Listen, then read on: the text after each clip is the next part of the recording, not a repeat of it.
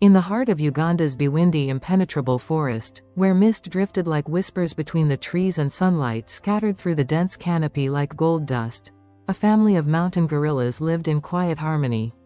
The forest pulsed with life, chittering birds, rustling leaves, and the distant calls of chimpanzees. But within one secluded glade nestled deep in the hills, all was silent but for the soft cooing of a newborn. The newest life in the group, a tiny, fragile gorilla born just hours ago, lay cradled in the arms of his mother, Nyana. She was a gentle creature, young but strong, and her dark eyes glowed with a mother's fierce devotion. The baby, still pink around the ears and no larger than a loaf of bread, nestled against her chest, warm and safe. Towering over them was the silverback of the group, Kunda, a colossal figure of muscle and wisdom, with a silver sheen down his back like a waterfall of age and honor. Kunda had led the Mwairima group for over a decade. He was not only their protector but their guide, their judge, and, when needed, their warrior. Every gorilla in the group, from the playful juveniles to the elderly females, knew one thing: Kunda would protect them with his life. That morning, as the mist began to lift and shafts of sunlight painted golden columns through the trees, Kunda sat in quiet watch near the edge of the glade. His deep-set eyes scanned the forest with practiced vigilance. Something tugged at his instincts. There was a stillness in the air, not the peaceful kind, but the kind that hangs just before a storm breaks. Nyana was unaware of the tension. She hummed low, rocking the infant. She named him Kato, which meant second of twins, although he had no sibling. It was a name passed down in her family. Kato blinked up at her with wide eyes, tiny hands gripping her fur. She had waited so long to be a mother. Now that he was here, she could scarcely believe it. Kunda rose silently and moved a few paces toward the trees, sniffing the air. The forest was alive as always, but something was wrong, something he couldn't yet place. His massive fists tightened. Somewhere beyond the vines and fig trees, beyond the steep ravines, danger was moving toward them. Down in the valley, two figures crept beneath the tangled undergrowth. They wore tattered jackets and carried long nets, metal traps, and dart guns. Their boots crushed the forest floor with deliberate silence.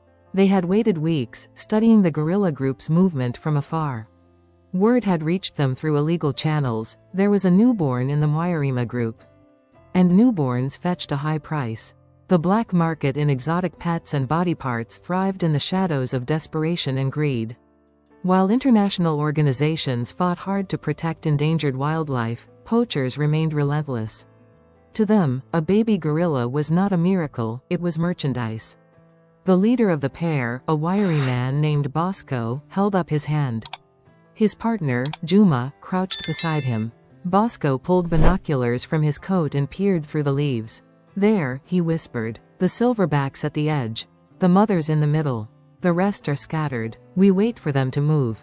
"Dart the mother?" Juma asked. "No," Bosco replied. "We scare them. The silverback will charge. We flank. Then we take the baby." They didn't realize who they were about to cross. Kunda returned to the center of the glade and made a low grunting sound. It was a subtle warning, not a call to alarm, but the others noticed. The juveniles stopped playing. The females looked around nervously. Nyana clutched Kato tighter. Only a moment passed before the first dart shot through the trees. It embedded in the trunk just inches from Nyana's head.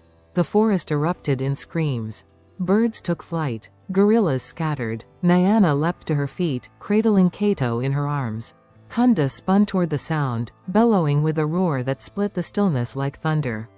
Then came the second dart, this time hitting the ground beside one of the younger males. "Move," Bosco yelled from the brush. The two poachers broke into a run, heading straight into the glade.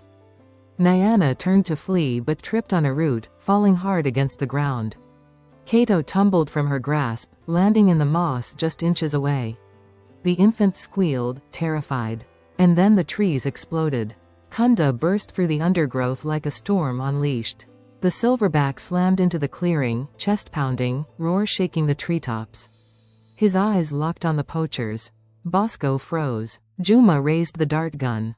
Kunda didn't hesitate. He charged. Like a boulder come to life, he struck Juma with a force that sent him flying. The dart gun skidded across the earth. Juma hit a tree trunk and didn't get up. Bosco stumbled backward, trying to reach for his net. Kunda roared again, thundering toward him. But Bosco threw a handful of powdered pepper, meant to distract animals, into the gorilla's face and bolted into the trees. Blinded momentarily, Kunda staggered, coughing and snarling. Nyana crawled across the glade and scooped Kato back into her arms. She scrambled away into the bush, crying in soft grunts, tears mingling with panic. The group had fled in all directions. Kunda stood alone in the glade, his eyes red from the pepper, breathing hard. He heard the poachers crashing through the forest. One was down, the other escaping. But more could come. They had found them once. They would return. Kunda turned and scanned the trees. He had one mission now. Protect the baby. Nyana met the others by the river gorge.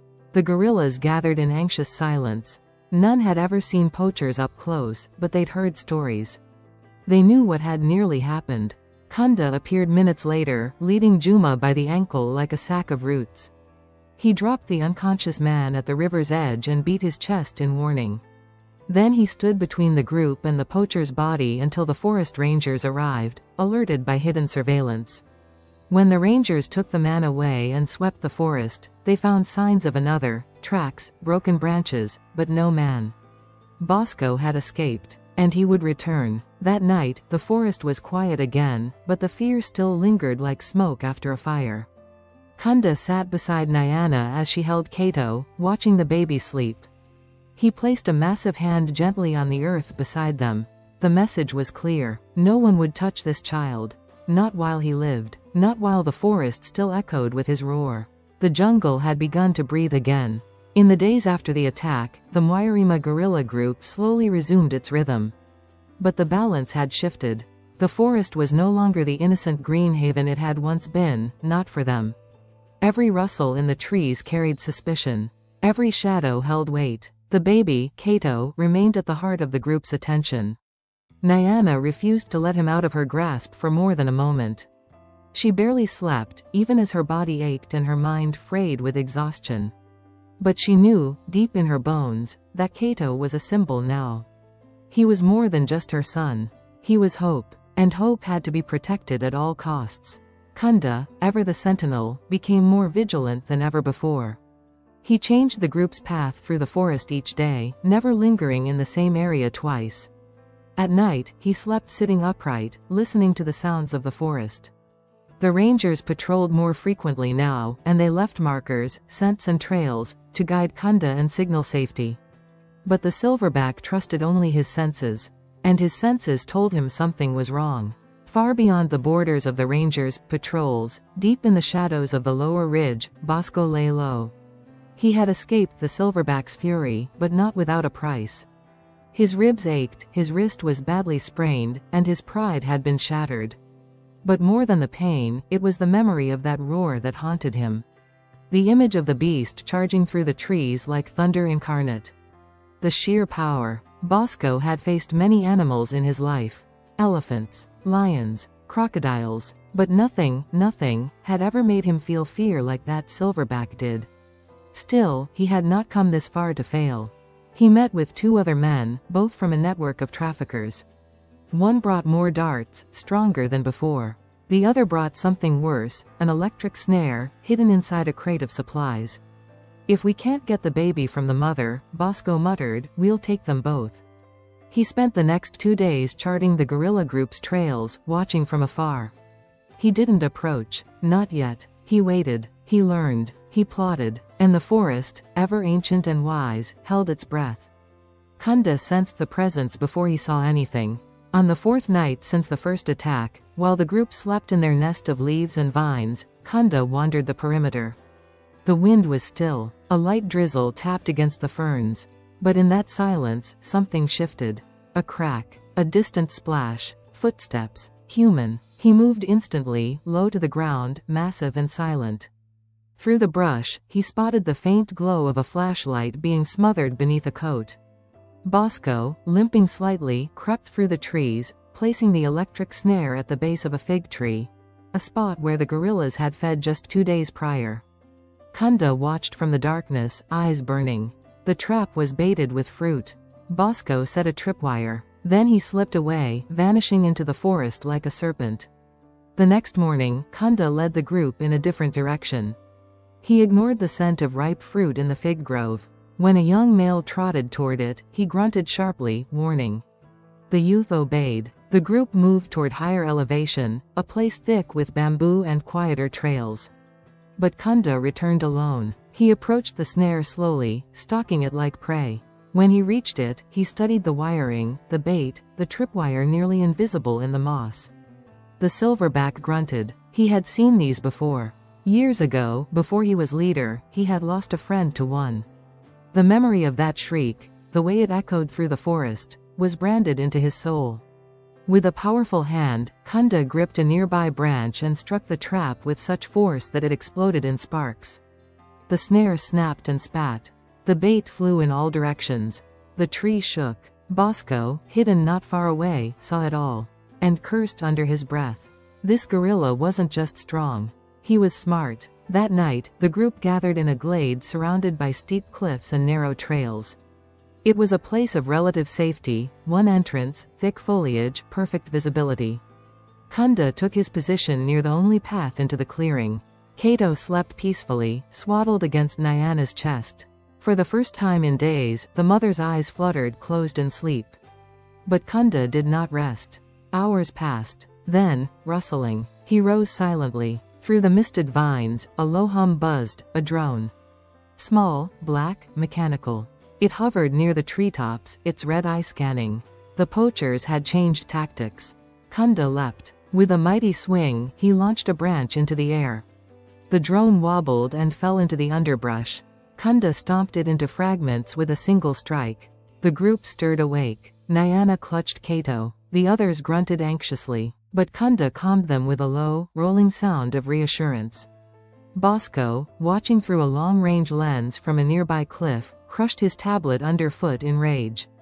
"Fine," he hissed. "You want a war? You'll get one." 2 days later, Bosco returned, not alone. 3 new men came with him. Armed with tranquilizer rifles and machetes, they moved like ghosts through the forest. This was no longer about the baby. It was revenge. "They kill the silverback first," Bosco muttered. "Then we take what we want." They waited until dusk. The group was moving along a narrow ridge, a cliff to one side and dense forest on the other. It was the most vulnerable they had been in days. Kunda felt it. He stopped the group. The poachers launched the attack. 2 darts flew through the air. One missed. The other struck an elder female in the leg. She stumbled and fell. Screams echoed through the trees. Kunda stood tall, beating his chest, calling the group to scatter. Nyana bolted with Kato in her arms. One of the men gave chase. The silverback exploded into motion.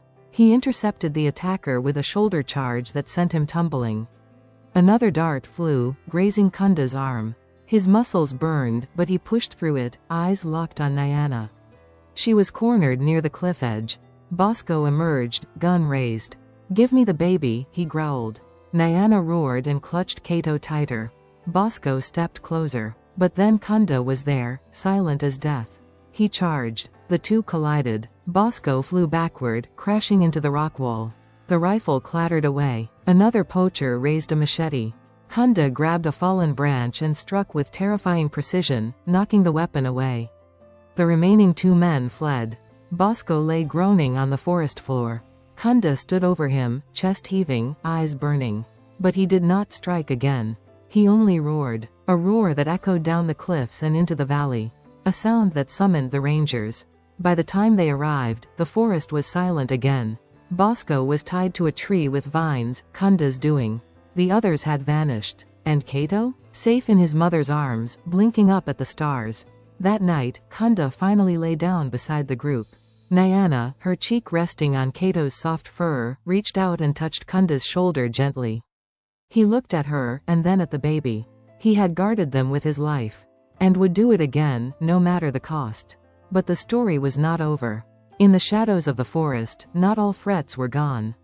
The forest still watched, still waited, and the guardian of the mist stood ready. The rain came in waves that night. Not the gentle mist of usual mountain storms, but a deluge that turned leaves into drums and soil into slick rivers of mud. Thunder rolled over the Bwindi impenetrable forest like a warning from the sky itself. But the gorillas did not hide. They waited. Kunda stood motionless, perched on a boulder that overlooked the valley. His fur soaked, muscles rippling with tension, he watched the forest with unblinking eyes. His body still ached from the dart wound days before, but his spirit had only grown sharper. The group huddled below, under a thicket of vines and leaves woven into a rough shelter. Nyana cradled Kato, who had started cooing and mimicking little sounds, his first vocalizations. It brought a smile to her face, however brief. But no one in the group truly relaxed. They all sensed it. This was not over. Bosco had escaped. Though tied and injured, he had managed to free himself before the rangers returned to take him away. He vanished into the jungle, wounded and desperate. But the hate in his heart had hardened like iron. He had nothing left. And a man with nothing left to lose was more dangerous than any predator. He made his way to a hidden cache, a buried stash of supplies left months earlier. Inside was his last weapon, a small, homemade explosive. Not meant for subtlety, just destruction. If he couldn't claim the gorilla child, he would wipe them all out. The next day dawned with pale light. The group had moved again. Kunda had chosen a dense area near a rocky ravine with multiple escape paths. But the recent rain had loosened the terrain. Mudslides were possible. Kunda knew this, but he needed height, needed to see danger coming. It came in the form of silence. The birds stopped singing. The wind stopped rustling. Kunda turned toward the ridge and saw him.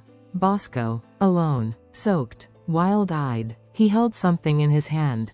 A device, a trigger. Kunda roared. The group panicked, scattering into the brush. Nyana ran with Kato, but the mud was treacherous, and her grip faltered. She stumbled. Bosco pressed the trigger. A boom shook the forest. Earth split near the ridge. Trees collapsed. A wall of smoke and fire rose into the sky. Kunda surged forward, straight toward Bosco. Rocks fell. The ravine began to crumble. Bosco turned to flee, slipping on the wet stone. He never saw the silverback leap from the ridge above. Kunda struck him mid-fall. The two tumbled down the slope, crashing into trees and vines. The blast had shaken the cliffside. A massive boulder dislodged from above. Nyana screamed. Kato was inches from the drop. Kunda saw it all. In that split second, with Bosco dazed beneath him, Kunda pushed off the slope with all his might. He reached Kato in a heartbeat. Grabbed him. Shielded him with his body. The boulder struck. And everything went still. When the smoke cleared, the group approached slowly. The ravine was half collapsed. The ground still trembled. Trees moaned under pressure. The rain had started again, light, soft, as though the forest itself was weeping. Nyana found Kunda lying motionless beneath a canopy of broken branches. Kato, miraculously, was unharmed. The silverback had curled his massive frame around him completely. Nyana lifted the infant, cradling him to her chest, then knelt beside Kunda. His chest rose. Barely. But it rose. Hours later, the rangers arrived. They found Bosco's lifeless body half buried in the mud, his weapon destroyed in the explosion. The forest had swallowed him. Justice, in its own wild way, had been done. They approached the guerrilla group carefully, but something had changed. The group did not retreat. They stood, silent and proud, as the rangers checked Kunda's injuries and signaled for help. When the stretcher arrived, Nyana stepped forward. She placed Kato in the ranger's hands for a brief moment, her eyes meeting his. Then she took him back. This was their guardian. He had earned their trust in blood. Kunda healed. Slowly. Weeks passed. Then a month. He limped for a while, then moved with more confidence. His roars returned to their full, thunderous glory. His leadership never wavered. The group remained close to ranger territory now. The bond between human and gorilla had deepened in those weeks. The rangers doubled patrols. They cleared traps. They set cameras. They gave the Wairima group space and protection. And the story spread. A story of a silverback who defied death to protect a single infant. A story of courage, of rage, of loyalty. A story that would one day be told to young rangers, whispered in forest huts, written in conservation journals. But for Nyana and Kato, it wasn't just a story. It was memory. Every time Kato stumbled and fell, Kunda would grunt and nudge him gently upright. Every time thunder rolled across the sky, Nyana would rest closer to Kunda's side. And every time the forest grew silent, the group would look to the trees and wait for the guardian of the mist to rise once more.